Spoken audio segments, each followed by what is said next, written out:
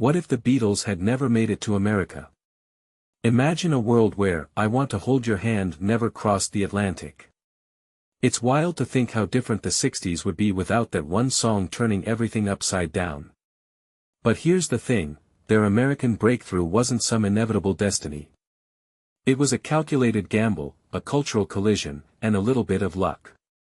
And honestly, that story is way more fascinating than the myth of them just waltzing into fame. Let's talk about how the Beatles were basically nobodies in the US for years.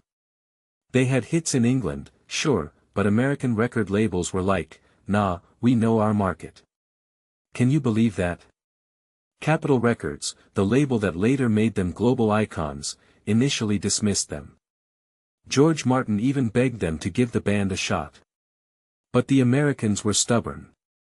They thought British rock was too twee or whatever. And honestly, I get it. In 1963, America was obsessed with doo-wop and Motown. A bunch of mop-haired guys from Liverpool. Sounds like a recipe for disaster, right?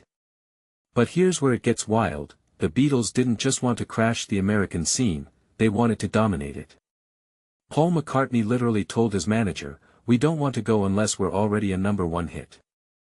That's the kind of confidence that either makes you a legend or a cautionary tale. And guess what? They pulled it off with a song that sounds like it was written by two teenagers in a garage. But that's the genius of it. "I Want to Hold Your Hand" isn't just a catchy tune, it's a masterclass in understanding your audience. It's simple, upbeat, and utterly relatable.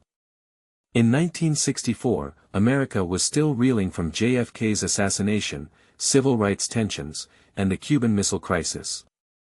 The song was like a breath of fresh air, a reminder that love and joy could still exist. And that's what made it click. It wasn't about being edgy or experimental, it was about connecting. I mean, how many songs out there today try to be timeless, but end up feeling like they're trying too hard? This one just was timeless because it didn't try to be anything else. Now, let's geek out about the making of the song. John Lennon and Paul McCartney wrote it in a cellar, playing piano and arguing over chords. The story about Paul hitting that magical chord and John going, "That's it."